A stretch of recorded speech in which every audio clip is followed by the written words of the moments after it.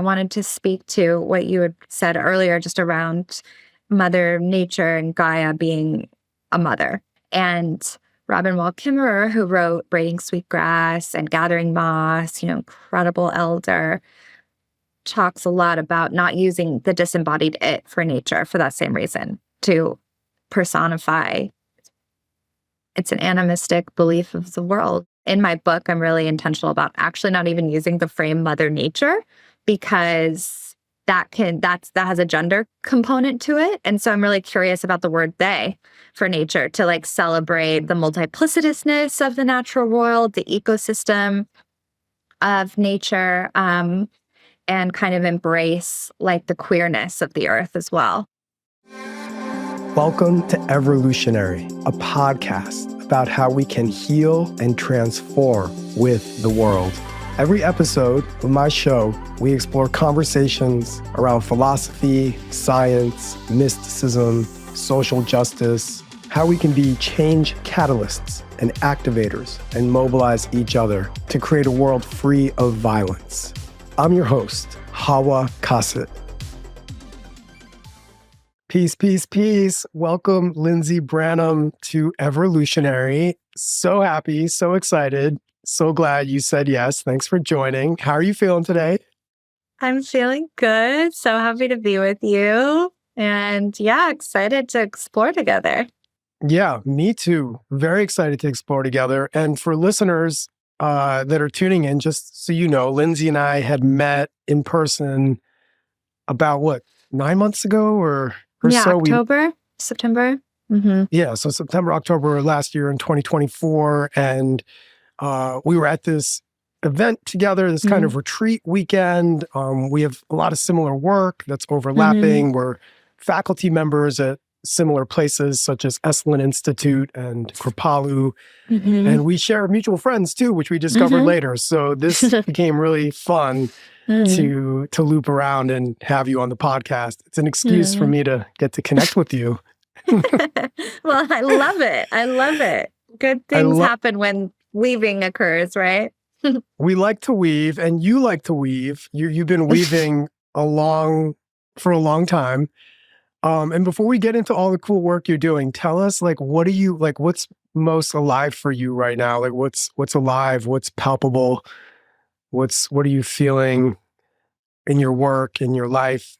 Yeah, I think maybe it's because the people in my life and the types of things I'm reading or art I'm being exposed to is sort of that bias of things start kind of converging in a certain direction. But I'm really sensing this emergence of curiosity for earth kinship that's just happening for so many folks. It just feels like everywhere I look, people are talking about their relationship with the earth and their love of nature. And so, I don't know, lately I've just been feeling this delight and amazement at, I guess, the nature of consciousness and how things start rippling and appearing through so many different avenues and ways. Even something that I feel I've been holding this and caring and loving, tending to this thing, but it's no, it's so shared. And that feels good. This kinship with the earth, we're going to be talking a lot about this kinship with the earth. You have a book coming out called Heartwood. You have this topic that you teach that really caught my eyes. It's called Erotic Ecology. I'm fascinated by it, and I want to know more. I want you to tell us what it is, what it means to you. Where does this idea originate? Can we start there? Yeah, sure. Let's start there at the juicy, juicy juice. I love people's reaction to this phrase. It just is so good. It's wait, what? Erotic ecology? It does something, I think, to us to hear those words together. Maybe because there's an indication that something feels really resonant or true about it, even if we don't know what it means, right? Yeah, I have no idea what it means. I'm actually curious to ask you, what do you think, though? That's a good question. So I think of erotic and I think of eros. I think of course, the etymology is that of love. And I think of that which brings love. So Mhm. I mean, my mind translates it into the love of ecology, the love of Mhm. nature is Mhm. kind of like what my mind does. But my Mhm. heart has a different Mhm. relationship with the word erotic and the Mhm. idea of erotic ecology. In my heart, it's more of this kind of like permeable, intimate relationship with nature that is Mhm. beyond the mind. So I think Mhm. there's like this eroticism that is evoked when I have Mhm. that word playing with my heartstrings. Like, how do I hug a tree in an intimate Mhm. way? Is Yeah. what I think about when I'm like erotic ecology, like me rolling around in a bunch of moss, half naked or fully naked. That's like erotic ecology, and with no other humans, just like me and moss, or Mhm. me and like a pile of fall leaves that are on the Mhm. ground, and just kind of like being with them as if they're Mhm. beings that are communicating to me. Mhm. Mhm. Well, I love that. And yeah, there isn't a right answer. So it's really interesting to hear what comes up for you and the like difference between mind and heart. Um Erotic, I think about that in line with the legacy of the great Audre Lorde, feminist, author, scholar, who talked about Eros really as this tool very akin to life force. So the erotic is getting to the very like bone marrow essence of where does our aliveness like dwell and live, and what can magnify that aliveness, not just for like the pursuit of well-being and yeah, pleasure, but actually as a tool of collective liberation. So the erotic is individual, it is also collective, it's emancipatory, it is communal, it is necessary. And in our culture in the West, in the overculture, which is a term that Ariel Clark taught me, who I hear is coming on your podcast soon, which is a term that an author, Clarissa Pinkola Estes, who wrote Women Who Run with Wolves, came up with. But I think it's a really helpful term because the overculture is kind of like this thing that is an overlay of something else that's still here and still alive and still simmering. Is just kind of being snuffed out or kind of like smothered a bit.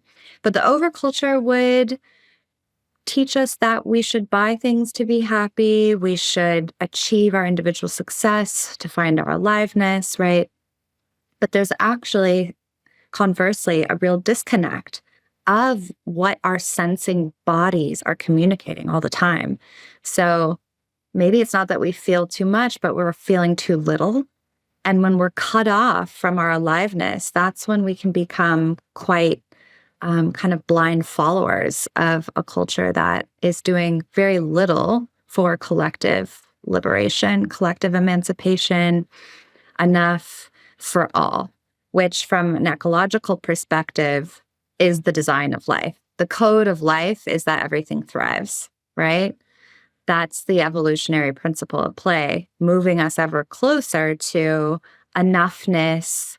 Um, yeah, the flower that's blooming, the tree that's growing, the ocean that's full of all of the beautiful, incredible life. The principle of life is wanting moreness.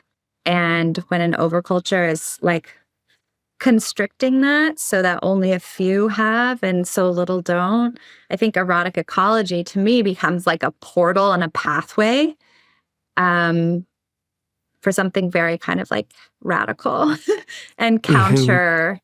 counter revolutionary, but is rooted in the sensing body. So am I able to tune in? And you touch on this with how I'm responding to the life that is reaching for me all the time.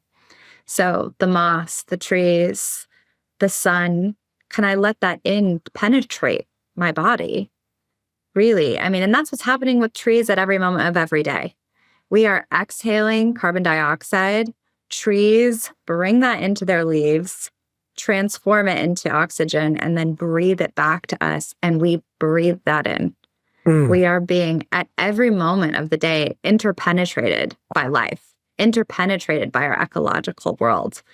Um, so it's getting us very quiet and receptive so that we can notice the way that life is affecting our life, which we're living in these bodies, right? This is the house that we have. So this is the vehicle in which we can sense from.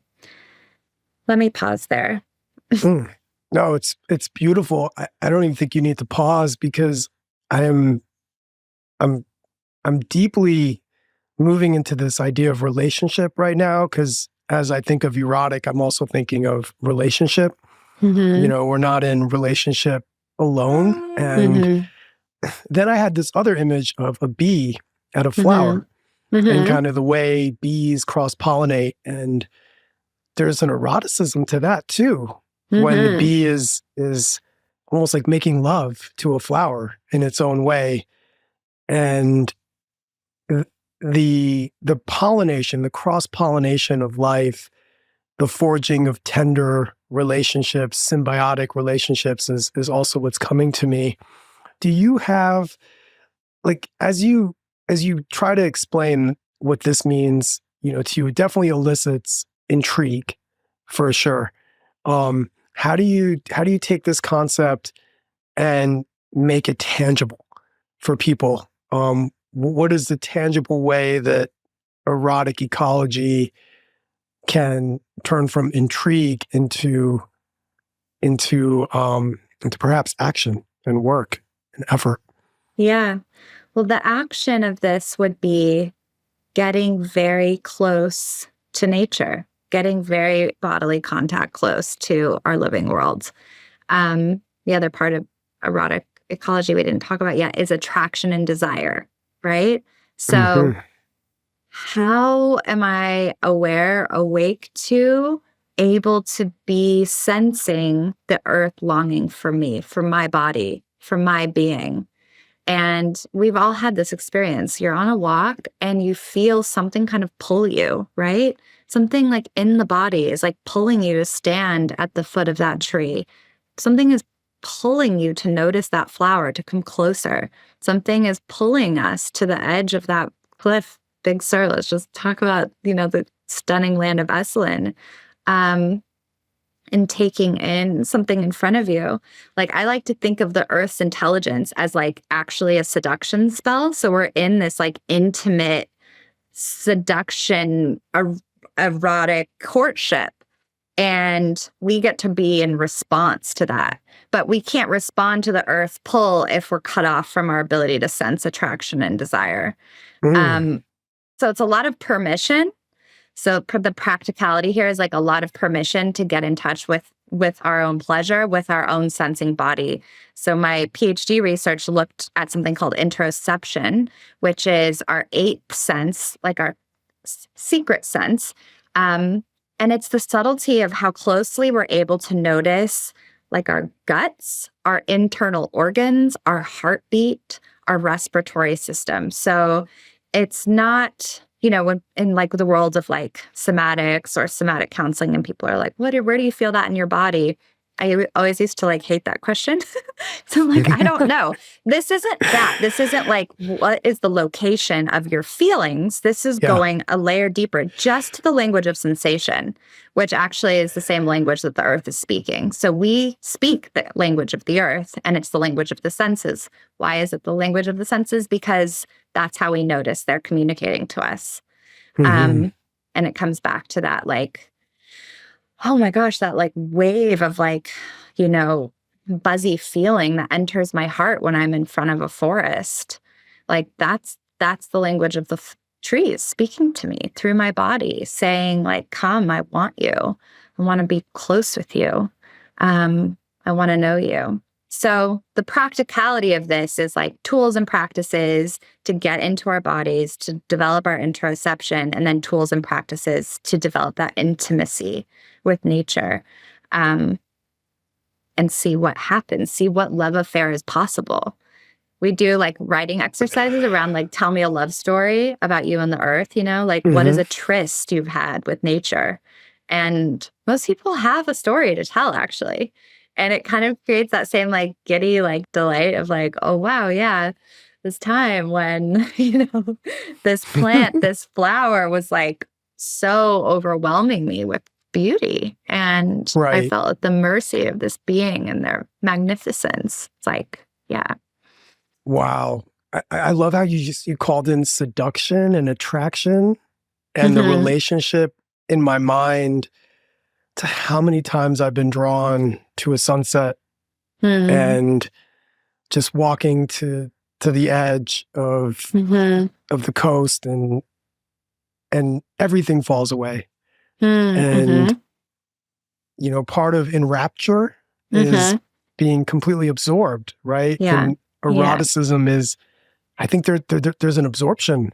There's a Yeah. full totality of letting go and surrender, and like surrendering to the Yeah. sunsetting. Yeah. Or Yeah. being on a little, recently I was in Mexico and I went on a little fishing boat out into the water, and we were around whales that were just, 20, Mm-hmm. 30 feet away from our boat. And there was this really seductive element to that. Now that you say it, Mm-hmm. like this attraction that moved beyond perhaps the normal understanding of intimacy, the intimacy of being Mm-hmm.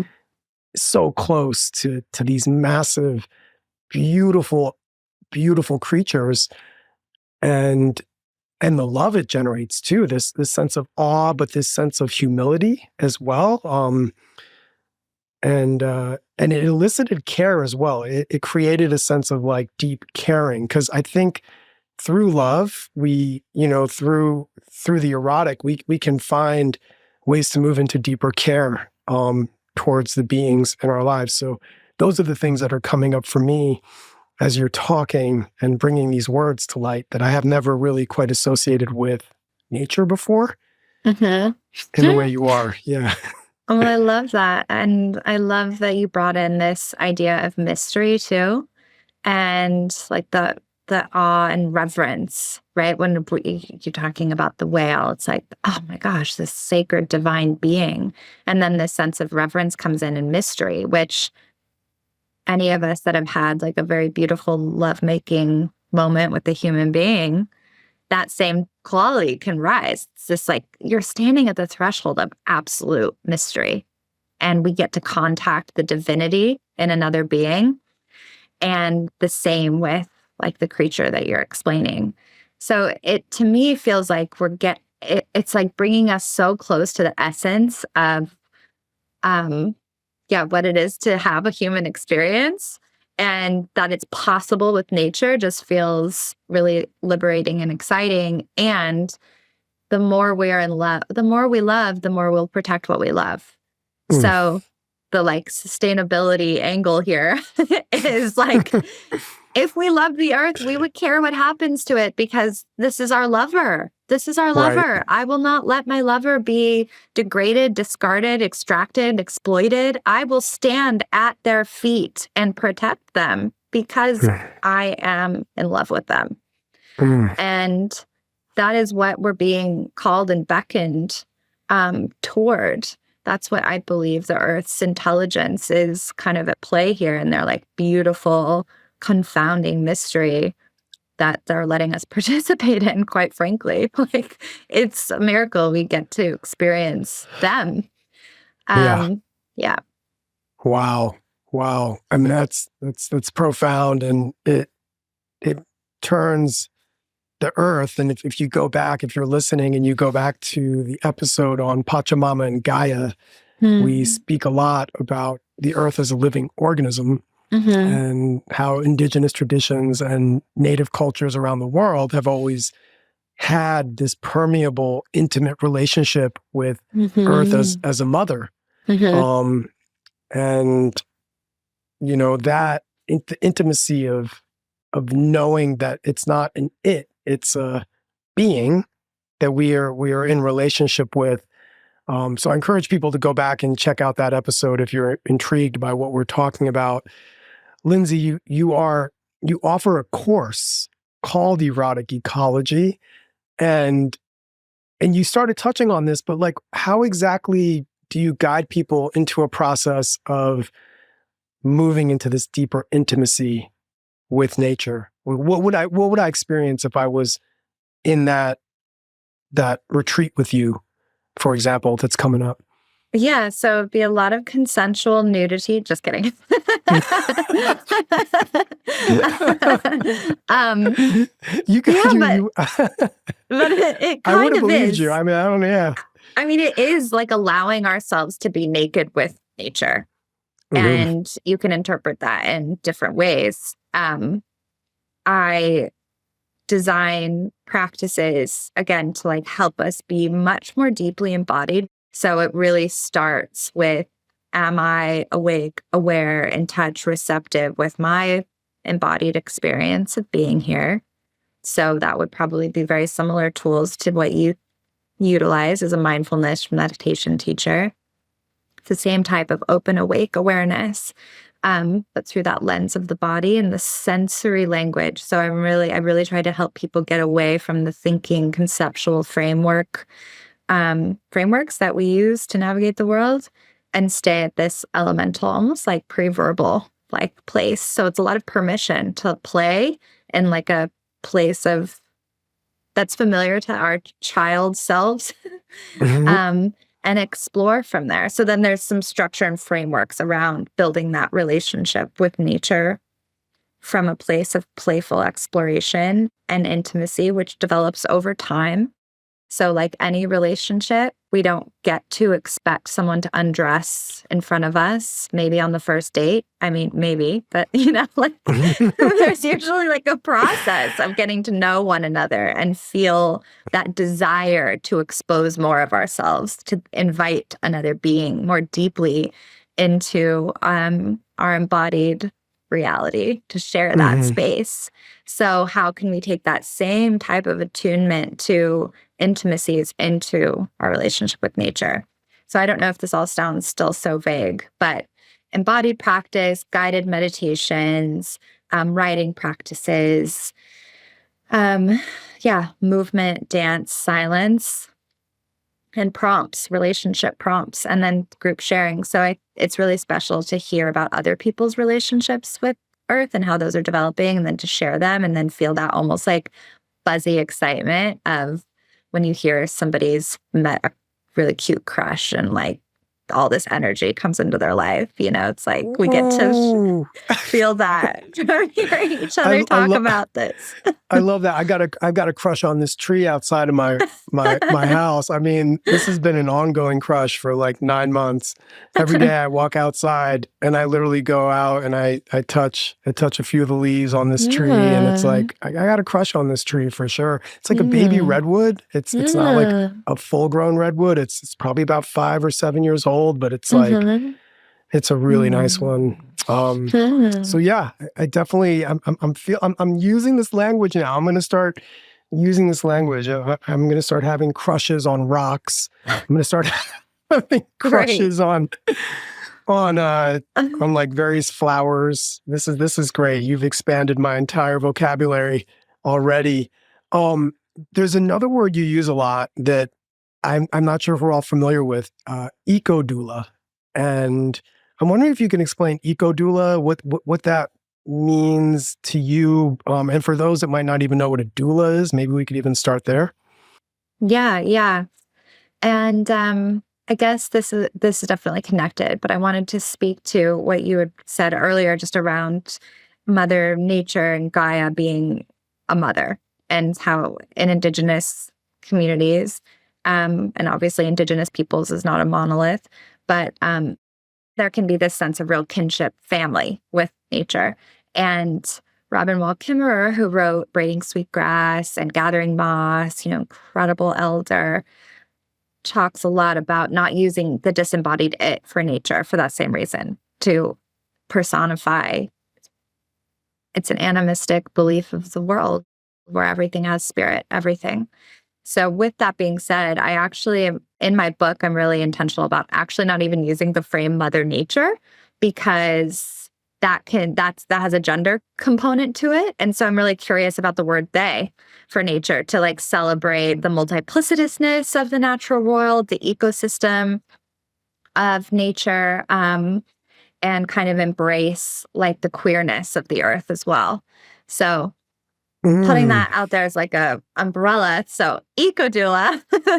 um, I did a training a couple of years ago with a Buddhist center called the Sati for Buddhist Studies in Santa Cruz, and they started training eco-chaplains, Buddhist eco-chaplains, to basically be caregivers deployed at disaster sites, ecological disasters, fires, floods, etc., to provide kind of like psychological and spiritual first aid, specifically to help people cope with loss from climate change and climate disaster.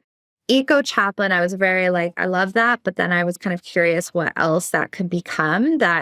And the word doula became very intriguing to me as someone who is companioning another either in life, birth. So we think of a doula as someone helping bring a child into the world, or a doula helping someone transition out of this world. So we're having life, we're having death, and we're looking at what's happening on our planet and climate change and the rapid loss of coral reefs, the acidifying rate of our ocean, the decimation of our forests, the loss of species. There is a global planetary death happening. Yeah. And what would it be to actually companion the planet in this dying, to come very close to the earth, bring forth or help midwife something new, a new consciousness. And by new, I just mean ancient, nothing is really new, but like a remembering of our kinship with nature, and a way of being and living in harmony with all living things. So an eco-doula to me is someone who is, I am personally, my personal practice, I'm committed to companioning the earth through whatever they're going through, to learning from my family, the earth, whatever they're going through, to being so close to them. And maybe that means that I don't try to fix or save them, which can be another kind of colonial agenda, right? To stop or fix or save or change. And instead, maybe there is something where we need to hear, we need to be changed by. Maybe being close and dying would heal us of my individualism, my addiction to capitalism, my blindness to collective liberation. So, and then the other side of that is like, I want to be, helping others make that same type of connection with the earth through books, workshops, whatever. Mm-hmm. Mm-hmm. Yeah. I'm feeling into the they with, I love how you just reframed the Mother Earth to the they Earth, and, the genderless aspects of nature, which are profound. And I'm sitting with that because I really appreciate how it does create even more opportunity for relationship for all beings, right? To have different levels of intimacy as well, that are not just the intimacies that we experience as a baby suckling on, our mother's breast while we're infants. There's a different level of intimacy too that generates. So that's really beautiful. Things are dying. Absolutely. Things are dying right before our eyes, and humans are becoming more and more disconnected with the intimacy of falling in love with a tree, or the intimacy of falling in love with a sunset. And as we depart from that experience more and more in this age, it's also giving birth to an opportunity. And that opportunity feels palpable and tangible, because there's going to be a loss. We're going to feel like something is missing at some point, and I don't know when, but at some point, and it might be a little late, but at some point we're going to feel like there's something missing in our lives. And that something is probably the intimacy and the feelings that we experience when we are immersed in that seductive, attractive, symbiotic relationship with nature that is no longer a part of our daily routine, or most people's daily routines at least. Lindsay, I heard from the Environmental Protection Agency, they did a study like many years ago, but like for the average American spends 90% of their living, breathing days and nights indoors. So 90% from the moment you're born to the moment you die, if you're listening, more than likely, if you are, especially if you're in the United States of America, 90% of your life is going to be spent inside of a building with walls, with windows. And it's pretty, I mean, if you think about it, I mean, first of all, we're sleeping indoors. So that's 40% of our lives right there. And then we get up and we eat breakfast, we make our food. Even if we're going to work, we go outside for a few minutes to get to our car or the subway, and then we're inside again. We're inside of a car, then we're inside of an office, then we come outside, and then we end up on the couch or on the TV. Like that's a lot of time, 90%. That sounds conservative to me. So it's hard to have intimacy and eroticism with something if we don't actually spend time with it, right? Like to develop relationship, we need to be immersed with that thing and that being. Yeah. And that's just not the pattern. And as you defined eco-doula and you talked about what eco-doulism means to you, I don't know if that's a word. I like it. Eco-doula-isms. Eco-doula-isms is to you. I thought about like how things are also giving birth, but how we're also losing things. And yeah. It's that endless cycle. So it's like getting us very intimate with that too. And like so much suffering comes from resisting death and resisting our own mortality. And there's something so ever powerful, ever potent about nature's invitation to help us get very close to death. And not as something to avoid, but something to, understand as a sacred part of this life cycle. And the regeneration that's possible. I mean, nature never stops. Starfish can regrow their arms. There's animals that can like repair themselves. Of course, like our bodies repair wounds all incessantly. The magic of change is always there too.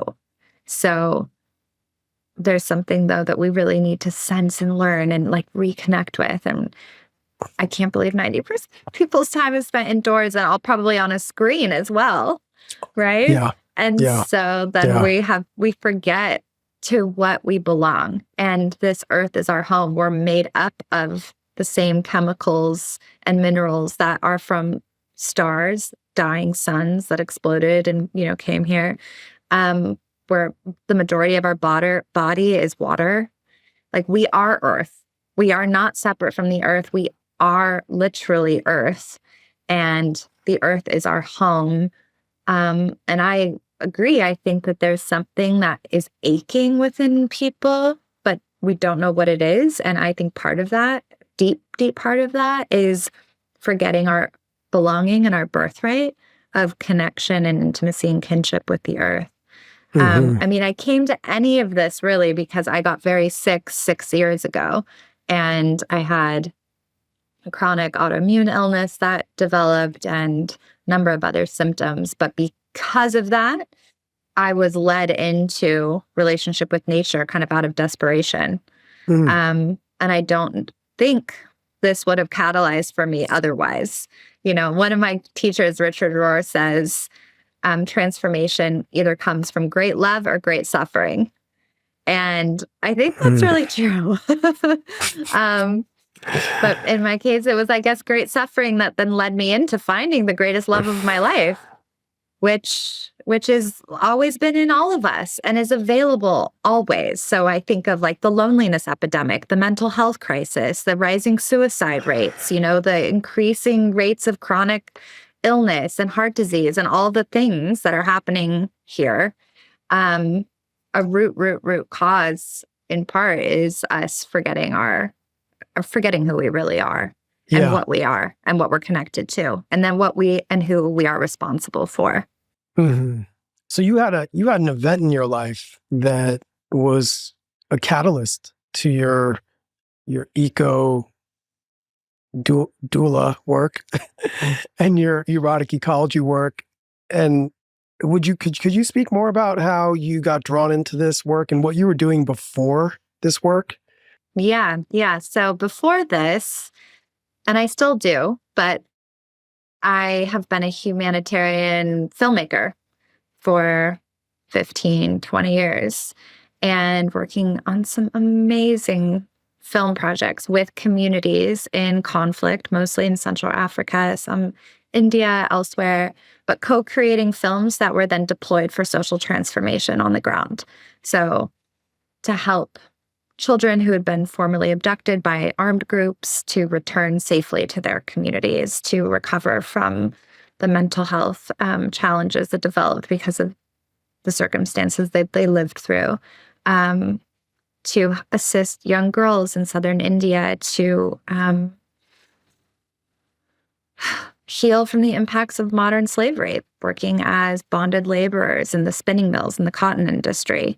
So using storytelling is really this like device of counter propaganda to help inspire behavior change, but from community level up.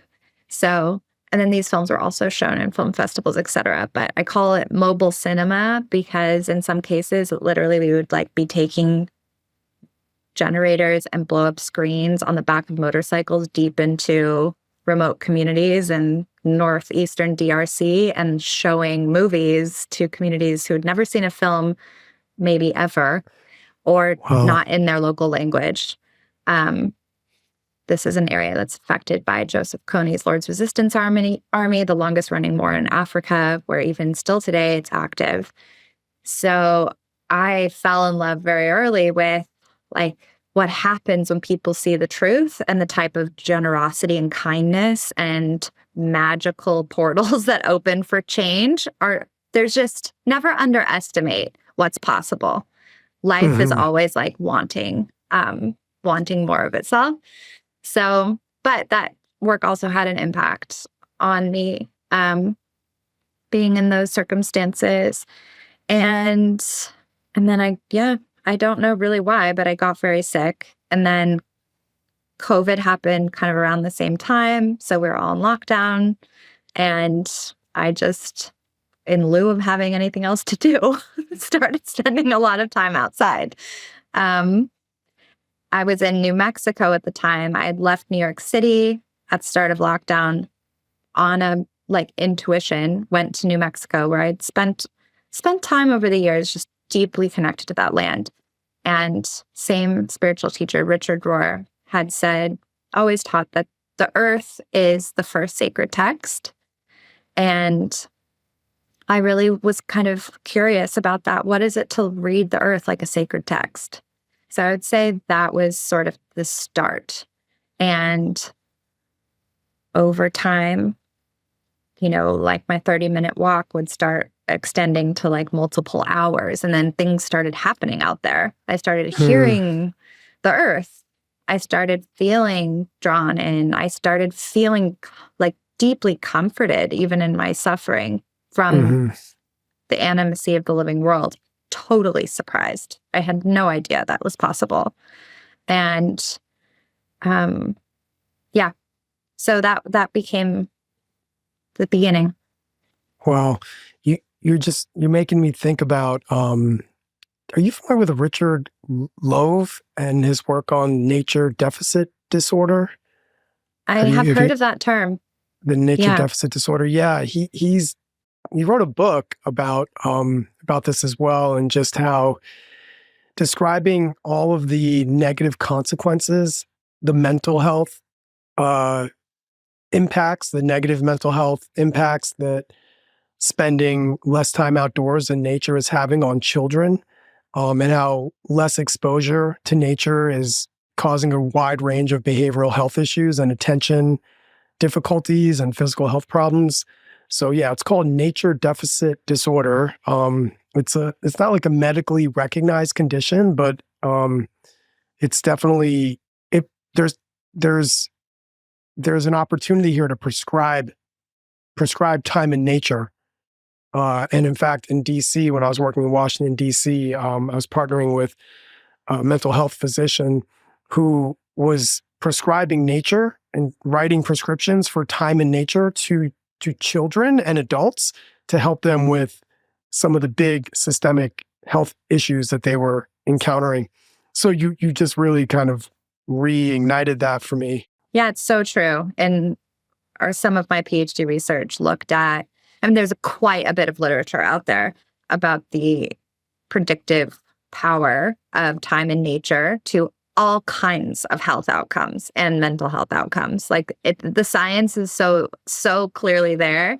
And yet, we're spending all this time inside. But I was really interested. 90%. Yeah, 90% I'm like, wait a second, you mean the thing that could help us is free, always available. And granted, I understand that, if you live in an urban setting versus a rural setting, there's like different types of access. And I do think that's important to speak to, given unequitable green space access and development that has occurred in the United States, specifically in certain neighborhoods that are perhaps have predominantly Black and brown populations. There has been studies around the number of trees in those communities is less, the amount of green space, and then that links to poorer health outcomes.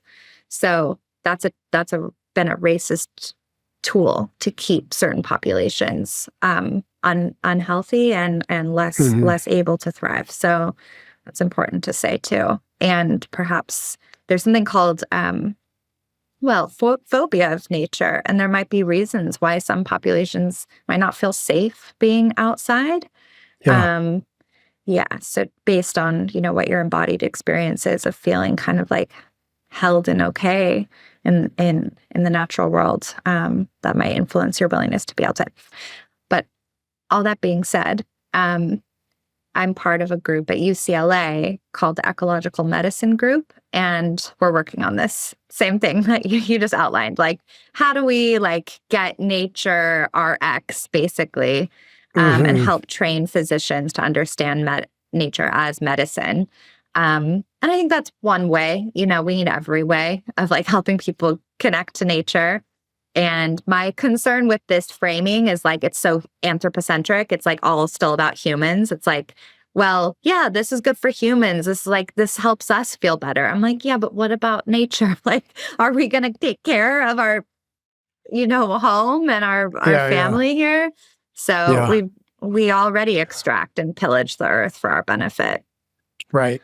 Yeah. Nature RX. I love that. And I think there's a lot to dig into if you're listening in terms of thinking about how much time you spend outdoors and are you getting out enough? And if you start to feel like you're in a rut, maybe really maximizing or prioritizing that time outdoors could do a lot of good and could help shake out some of the things that are making you feel stuck. Lindsay, you have also been doing a lot of pioneering work around psychedelics. You are currently at Berkeley, University of California in Berkeley, right? Working in the space of psychedelic research and teaching. Can you explain a little bit about how that might be connected to what we've been discussing and talking about? Well, I would say that my first intimate encounter with psilocybin-containing mushrooms was, my personal experience was certainly a catalyst and part of what has led me to be close to nature today, even though that journey that I'm thinking about didn't necessarily have nature in the journey, or what themes of nature didn't necessarily arise. But the shifts that took years to kind of develop around my receptivity to my body, my receptivity and openness to the world, I think put something in motion. But outside of my personal anecdote, there's some really good research that shows psilocybin mushrooms in particular, I mean, all psychedelics, but particularly psilocybin mushrooms, predict nature connectedness, and not just immediately after the experience, but enduring and stable over time. So people don't know exactly why that is. There's like theories and hypotheses of like why that one versus the others. And if you're listening and you've had experiences with other psychedelics or sacred plants, I mean, it doesn't even have to be psychedelic. Like I can have, I have a deep relationship with the rose plant, for example. That's not psychoactive, but helps me connect more deeply with nature. But there's a number of reasons for that. But I think it's interesting to think about how could these beautiful allies and gifts from the earth be like partnering with themselves and helping us care more deeply about the earth in turn. It's almost like the brilliance and intelligence of the psychedelic is like, yeah, I'm going to get you, you're going to do this because you're going to think it's going to improve your mental health and, help you work through your trauma and life stuff. Well, really, though, it's going to help you care about us and bring you back to the real medicine, which is the earth, and the plants are a part of that. But like the West likes to do and like take everything and turn it into a commodity and then exploit it and, make it about like the individual wellness complex. I think psychedelics are certainly like at risk of that. And there's examples of it, but, well, I often encourage people to, if you're going to be working with psilocybin mushrooms to go outside, at some point. I know sometimes people like to be in controlled environments, but I feel like it's really important to get under the sky, to have the clouds, to look at the stars or to be like sitting against a tree. It's a really profound way to connect really deeply with nature. And that doesn't happen if you're sitting in your house. Yeah, I mean, really, it's this opportunity to be in deep studentship, apprenticeship, tutorship of the mushroom. And a mushroom is neither a plant or an animal, which is quite something. So it's its own thing. But we're getting to be impacted and changed by a different consciousness that is of nature.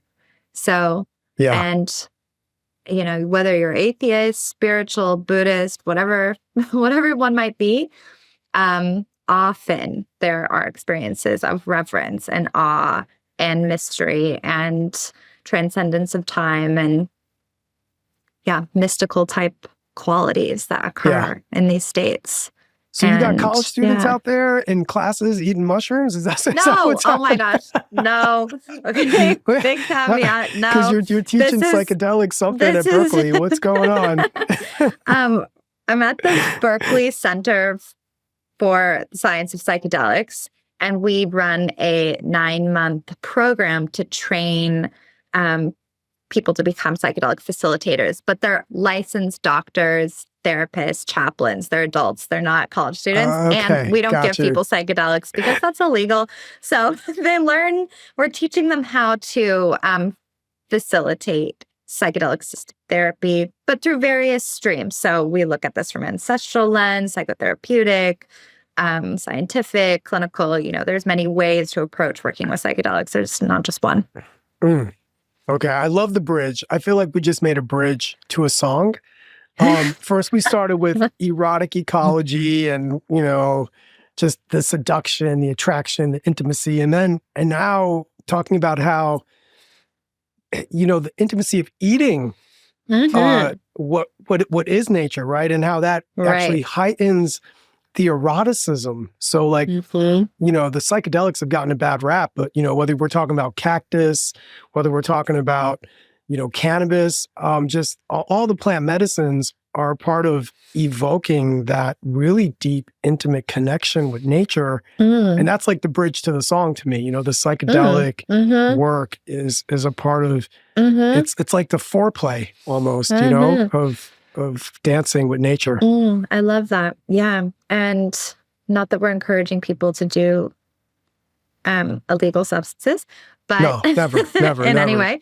Not me, no. But what might it look like to have an intention of working with plants of any kind, of like, show me who you are. Teach me who you are. Bring me close to you. help me to fall in love with you. I don't know you. Let me know you. What if that was the intention of an encounter? Which is similar to like, yeah, if you go on a date, you're super excited. You want to know this being, right? You're like, and I want them to know me. So yeah, maybe that's also part of the song. Oh, yeah. I mean, what if the mushroom is just trying to have us know them? You know, we're experiencing what they experience. Right. And we're so selfish as humans. We're like, oh, yeah, come and show me me. Show me who I am. Help me, you know? Right. But really, it's actually, no, I'm showing you who I am. Yeah. Like, why has it always got to be about you? Right. Come petty on. human. Right.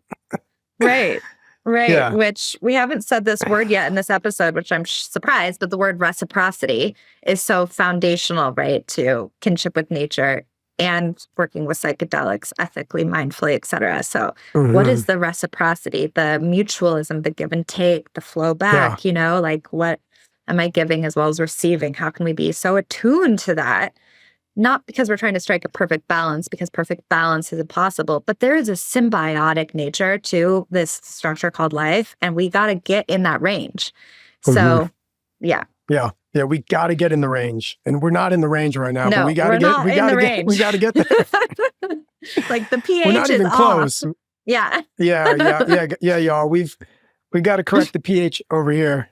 Wow, this is beautiful.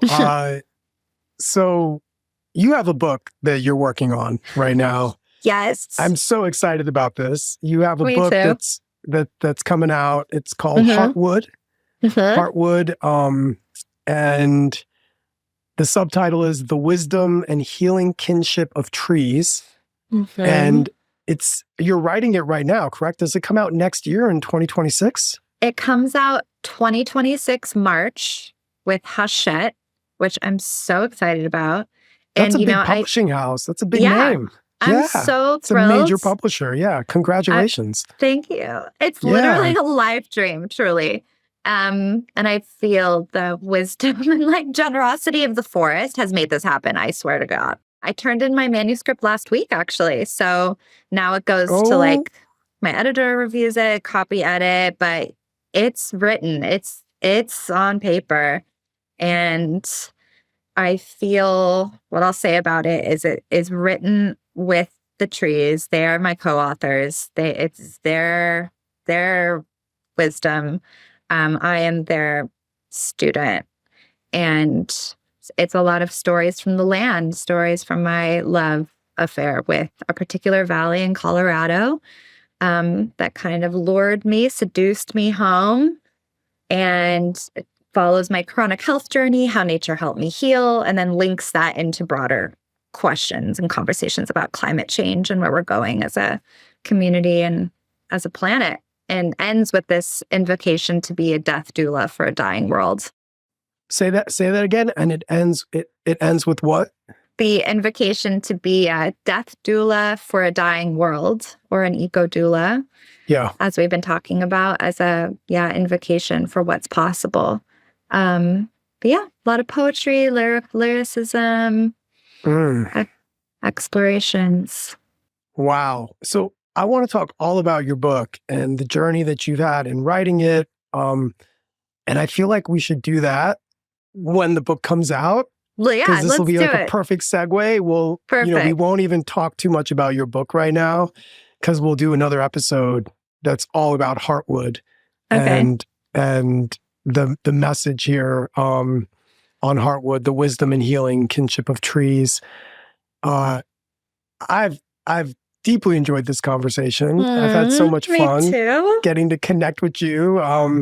I sometimes say my podcast is a selfish way for me to like get to reconnect and talk to just the most unbelievable, brilliant, inspiring people that I can find out in the world. So thanks for taking time. Well, thank you. I loved this. It's such a pleasure. Such a pleasure. Do we miss anything right now? Like, is there anything you wanna wrap into here? Anything that we didn't get to? Any last pieces that you'd like to share? I don't think so. I mean, the only thing I can think of is to leave people with invitation to be so wildly loved and embraced by the earth. Like that is your birthright. Let it happen to you. The earth is waiting to be your lover. Yeah. Ooh. The earth is waiting to be your lover. I have a poem. Can I read a poem? I have a poem. I don't know. We're going to have to pause the podcast for a second. Lindsay, I'm going to read the poem. I'm going to read the poem at the end. Hold on. We're going to finish this interview, and I'm going to read the poem just in case it hits home. But what about how people can get a hold of you? Is there any way that people should get in touch with you? Any way they can follow you or get excited to pick up your book right when it comes out? Yes. So I have a Substack. I would love to have you all over there and following along to, grow together in our intimacy with nature. I can give you the link to that. And I'll also be announcing things like upcoming retreats. People are welcome to come to the Esalen retreat, late October, Erotic Ecology. But yeah, my Substack is the best way to follow along all the happenings. Okay, we'll find your Substack easily because your Substack and all the links to Lindsay and her Substack page are going to be found in the show notes and the episode description. So you can easily find Lindsay through those mediums. And I wanted to read this poem at the beginning because there it is. I found it. Oh, I wrote this poem, Lindsay, in 2010. And as you were talking, you made me, I couldn't stop thinking about this poem I wrote. So here it is. I call this poem Love in the Ocean. I made love to the ocean today, wrapped my legs around her waves, dug my fingers into her sandy back. I made love to the ocean, dove headfirst into bubbles foaming at her mouth. My hair was pulled out of its braids by her salty, determined waters. Actually, I might be mistaken. Maybe it was the ocean that made love to me. She wrapped her kelp around my wrists and squeezed me into one of her shells. I think I made the hermit crabs jealous and the dogs bark at her. For a moment, I wondered what would happen if we married and had children. Would the dolphins finally move out of the house? Would the jellyfish? Would they grow brains? I made love today, but it's probably nothing like you with them dirty minds might think. You see, I simply stripped down naked and I dove right in. Yeah, that's called Love in the Ocean. I wrote that poem like 15 years ago, I think, when I was spending just excessive amounts of time rolling around in the sand and in the ocean every day for hours. And that poem just emerged spontaneoly from my consciousness. Yeah. Beautiful. Thank you. It's a perfect end. It's a perfect little bow. Thanks for the inspiring convo. Yeah, that was awesome. Awesome. Okay.